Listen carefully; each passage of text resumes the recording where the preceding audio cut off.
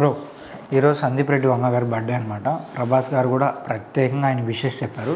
అయితే ఇప్పుడు ఆయన చెప్తున్నారనమాట, స్పిరిట్ మూవీ కోసం అయితే నేను చాలా అంటే చాలా ఈగర్గా వెయిట్ చేస్తున్నానని చెప్తున్నారు. అయితే ఈ మూవీ ఎలా ఉండబోతుందని మీరు అనుకుంటున్నారు? సందీప్ రెడ్డి వంగ గారి మూవీ ఎలా ఉంటుందని అడిగితే అది రామ్ గోపాల్ వర్మ గారి మూవీ ఎలా ఉంటుందని అడగడం లాంటిది. ఓకే, సో అది మనం అడగక్కర్లేదు. ఎందుకంటే రామ్ గోపాల్ వర్మ గారితో ఒక జనరేషన్, పూరి జగన్నాథ్ గారితో ఒక జనరేషన్, ఇప్పుడు వంగ గారితో ఒక జనరేషన్. సో ఇప్పుడు మనం ప్రజెంట్ అంతా వంగ గారి జనరేషన్లో ఉన్నాం. ఎందుకంటే ఎప్పటికప్పుడు ఎవరి తాలూకు ఆలోచనలు మారుతాయి అన్నమాట. ఇప్పుడు రామ్ గోపాల్ వర్మ గారు అప్పుడు దాకా ఉన్న కమర్షియల్ డైరెక్టర్స్ని వాళ్ళ ఆలోచన విధాన్ని మార్చేలాగా ఒక టిపికల్గా ఒక మాఫియా అనేది తేవాలి, ఒక వేరే పద్ధతిలో తీయాలి సినిమా అనే పద్ధతిలో ఆయన మొదలు పెట్టారు. సో డైరెక్టర్లు అందరూ ఎంతసేపు రాఘవేంద్రరావు గారిని, దాసర్ గారిని కాకుండా ఆర్జీవీలా కూడా సినిమాలు తీయచ్చా అనే ఒక కైండ్ జనరల్గా వచ్చేసింది. తర్వాత ఇంకా పూరి గారు అయితే చెప్పక్కర్లా, ఆర్జీవీ గారు ఎక్కడైతే ఆగారో పూరి గారు అక్కడ ఆగల, మొదలుపెట్టి ఇంకొక స్టేజ్ అంటే మన ప్రతి ఒక్క హీరోని వాడుకున్న విధానం, ఆయన చూపించిన విధానం, డేరింగ్ అండ్ డాషింగ్ కానీ, హీరో మాట్లాడే మాటలు కానీ ఎక్కడ బూతులు ఉండవు. బూతులు లేకుండా మాట్లాడితే చంప మీద కొట్టినట్టు ఉండాలి. సో అలాంటి స్ట్రైట్ ఫార్వర్డ్ క్యారెక్టర్ రాయడంలో పూరి ఆయన స్పెషల్ ఏంటంటే క్యారెక్టరిజం. హీరో అదే చెప్తుంది.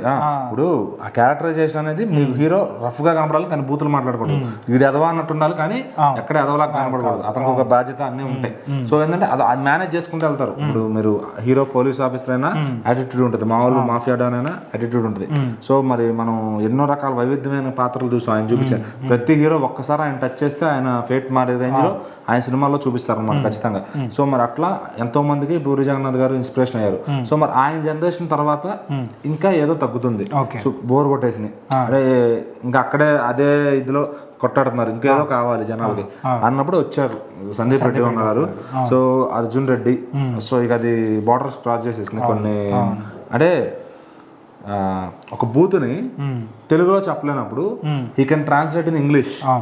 ఇప్పుడు మీకు మన తెలుగులో ఒక అమ్మాయి గురించి మాట్లాడితే తప్పు అవుతుంది, అదే అమ్మాయి పార్ట్స్ ని వర్ణిస్తూ దానికి ఒక ఇంగ్లీష్ లో కొన్ని సైంటిఫికల్ నేమ్స్ ఉన్నాయి, అవి చెప్తూ అవి ఎక్స్ప్లెయిన్ చేయడం హీరో గానీ. సో అంటే ఈయన కొంచెం చదువుకున్నారు, ఈయన మెడికల్ ఫీల్డ్ నుంచి వచ్చారు.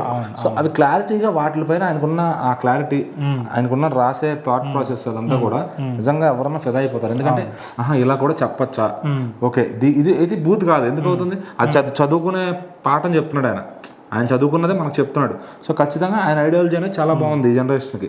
ఇప్పుడు వాళ్ళకి అలా చెప్తే అర్థమవుతుంది. సో ఇంకా యానిమల్ అయితే చెప్పక్కర్లా, ఇట్స్ నెక్స్ట్ లెవెల్. దాన్ని ఏమంటారు, అది మన మహేష్ బాబు గారు అనవసరంగా వదిలేసారా అనిపించింది. సో ఖచ్చితంగా ఇంకా ఆయన గురించి మనం ఎంత మాట్లాడుకున్నా అంతా మాట్లాడుకుంటూ రావాలి. సో ఇంకా ఆయన ప్రూవ్ చేసుకోవాల్సింది ఏం లేదు. ఇప్పుడు ఆయన సినిమా నెక్స్ట్ ఏది వచ్చినా, ఆయన ఈవెన్ కుక్కను పెట్టి తీసినా కూడా it will a block buster అనమాట. సో ఎందుకంటే ఆయన చెప్పే విధానం చాలా బాగుంటుంది, ఆయన చెప్పే విధానానికి ఫ్యాన్స్ అయిపోయారు జనం అంతా.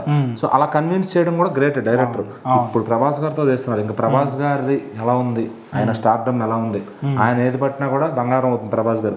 ఆయన ఫ్లాప్ సినిమా తీసినా కూడా 100 కోట్ల షేర్ తగ్గట్లు ఎక్కడ కూడా. సో మరి ఆయన రేంజ్ ఆ లెవెల్లో, ఇంటర్నేషనల్ లెవెల్లో ఉంది.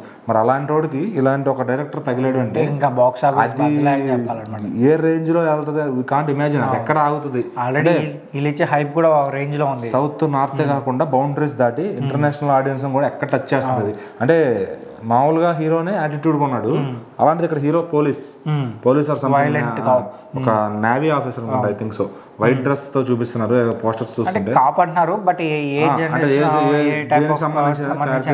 దీని గురించి ఒక ప్రెస్ మీట్ కూడా వాళ్ళు ఏం పెట్టలేదు. సినిమా స్టార్ట్ అయినట్టు కూడా ఎక్కడ చెప్పలేదు, షూటింగ్ బిగిన్ అయినా తెలియదు. As of now spirit ready అవుతుంది, సినిమా టైటిల్ స్పిరిట్ అనేది అందరూ తెలిసింది. మరి సందీప్ రెడ్డి వంగ గారు అయితే ఆల్రెడీ ప్రభాస్ గారు కూడా ఇవాళ ఆయన బర్త్డే సందర్భంగా డార్లింగ్ సందీప్ రెడ్డి వంగ విషింగ్, నేను స్పిరిట్ తో నీతో కలిసి షూట్ చేయడానికి వెయిటింగ్ చేస్తున్నా అని చెప్పి పోస్ట్ అయితే పెట్టారు. సో మరి ప్రభాస్ ఫ్యాన్స్ అందరూ మళ్ళీ అటెన్షన్, అంటే ఆయన ట్వీట్, ఆయన ఇన్స్టా పోస్టింగ్ కానీ అందరూ కూడా ఎలక్ట్ అయిపోయారు అనమాట. సో మరి అంత క్రేజ్ ఉంది మొత్తం సోషల్ మీడియా. ఒక్కవైపు టర్న్ వేరే మ్యాటర్ నుంచి అందరూ ఇటు వచ్చేసారు, టర్న్ అయిపోయి. సో మరి అంత ఇదిగా ప్రభాస్ గారిది ఈ సినిమా కాంబినేషన్ కోసం వెయిట్ చేస్తారు అనమాట. సో మరి సందీప్ రెడ్డి వంగ గారు, ప్రభాస్ గారు వస్తున్నారంటే మినిమం ఇప్పుడు దాకా ఉన్న ఎగ్జిస్టెడ్ రికార్డ్స్కి ఖచ్చితంగా ఎండ్ కార్డ్ పడిపోద్ది.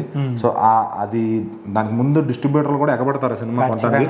ఎందుకంటే అది ఎలా ఉన్నా కూడా అది అర్థం చేసుకునే జనరేషన్ ఉంది ఇప్పుడు. సో వంగ గారి థాట్ ప్రాసెస్ అర్థం చేసుకునే జనరేషన్ ఉన్నప్పుడు ఆయన మంచి సినిమా తీస్తే ఖచ్చితంగా అది 1000 కోట్లు కాదు 2000 కోట్లు కానీ వెళ్ళిపోద్ది. సో ఖచ్చితంగా ఆ సినిమాకి బ్యారియర్స్ అయితే ఉండవు.